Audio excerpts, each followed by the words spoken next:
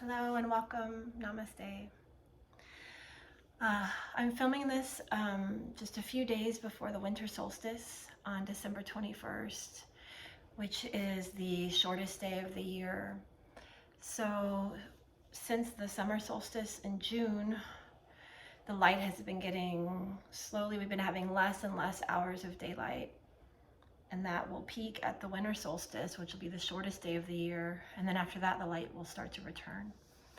But I think this time of year can be hard for people, and I really believe that part of that is this kind of really ancient primal fear that we have of the days growing shorter, because so much of our survival depended on sunlight, right? And it still does, but now we have, obviously indoor electricity and beautiful Christmas lights and all these things, but I still feel like there's a part of us that does start to remember some of that fear and anxiety. So I noticed for myself, I woke up this morning with sort of almost an existential dread and fear of, just thinking about these bigger things in life, like life and death. And it was, it wasn't that much fun for me this morning. And so I thought I would just do a video teaching you guys how to start to cultivate a light and a fire within us. So as the light gets, as we get less and less light, it's more important that we start to cultivate our own inner light. So I have a pillow here that I'm going to sit up on. A pillow or a blanket or anything, just so you can lift your hips a little bit. Hopefully this is a comfortable position. This is Sukhasana, easy pose, cross-legged pose. If your hips are tight, it's going to be a little harder, and it's better if you have 2 or 3 pillows even, to lift your hips up higher. That'll be more comfortable. So go ahead and find that nice, easy pose, legs crossed. And we're going to start with Kapalabhati, breath of fire. So in this breath, it's almost as if like someone is punching you in the stomach, right? We don't want to imagine that, because it's not a very nice imagery, but it's a forceful exhalation. So we're not actually trying to exhale. We're using our abdominal muscles to force the air out. So it looks like this, and I'll put my hand here as just a visual to show. It looks like this. So this comes first, and it pushes the breath out. Sometimes I see people, they kind of get confused. They think that they should do them and then do the stomach, but no, it's your stomach is pushing the air out. So it's like this. Okay, so I'd like to just do 3 rounds of that, and I'll count. We'll do 20 breaths for each round. Okay, so we're gonna go ahead and begin.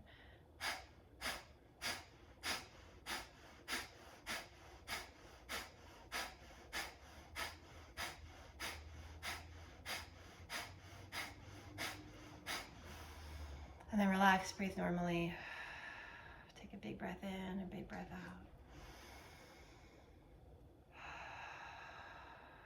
Okay, and then round 2. So here we go.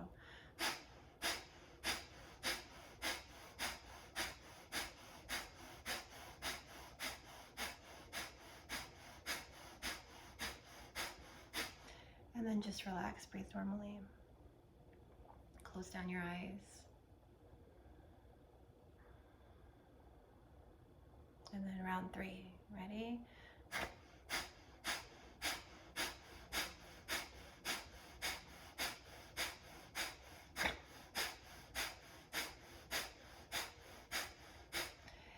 And then relax, breathe normally. And just shut down your eyes and notice any differences in the quality of your breath now,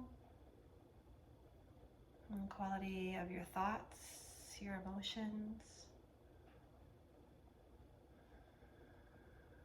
Just take a minute to tune into who you are now, which is different before we did the breath of fire.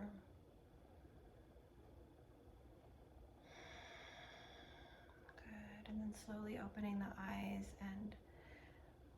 and then this next exercise I've taken from Kundalini Yoga, And so we're gonna take the hands to the shoulders, okay? And it's gonna be like this. We're gonna inhale as we turn to the left, and then we're gonna exhale as we turn to the right. So it's almost like you inhale, you're gathering in the breath. You exhale, you're tossing it out, okay? So it looks like this.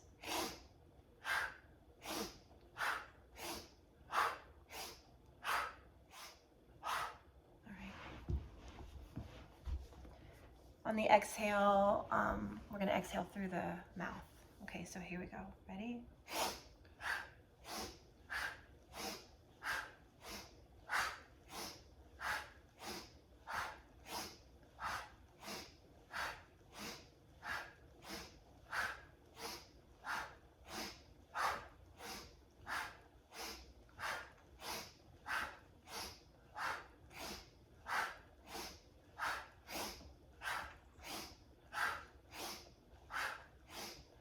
And then back to center. Let the arms back down.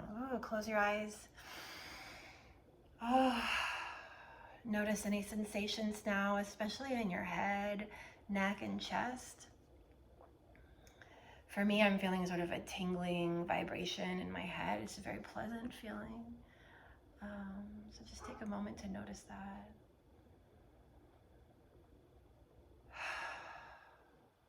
Good. Okay. And then from here, we're going to interlace the fingers behind the back. I'm going to move this pillow out of the way so I can show you. So we're interlacing the fingers behind the back. And the biggest action here is drawing the shoulder blades together, okay? So from the front, that looks like this. Shoulder blades go back, chest lifts, and you can start to lift the hands away from the back. And then we're gonna let the head drop back. And then we're gonna come forward. So your hands might not come quite as far, that's okay. Even if they're just here, that's okay. But try to lift the arms off the back as much as you can, and we're gonna fold forward. And then coming back up. And then we're gonna take this a little further by coming up onto the knees. And again, as if someone is pulling your wrist back, draw the back, lift your chest, drop your head back. And then inhale, come forward. Good, and then releasing the hands. And then the last thing we'll do is a supported fish pose. I hope y'all can see me all right. I'm still new to this, figuring out how to get the videos right. But I'm laying down here on my elbows, okay? Legs are straight. So it's kind of like I'm just laying on the floor, you know, I'm gonna watch some TV, right? That's the pose. The elbows are under the shoulders. Fingers are spread wide, pushing into the floor. And what we're gonna do here is we're gonna lift the chest, draw the shoulder blades together, drop the head back. Breathe. So think about breathing into your heart here. Imagine there's a light inside of your heart, and each time you inhale, the light grows brighter. And as you exhale, you spread that light through your whole body. Still pushing into the elbows, lifting the chest.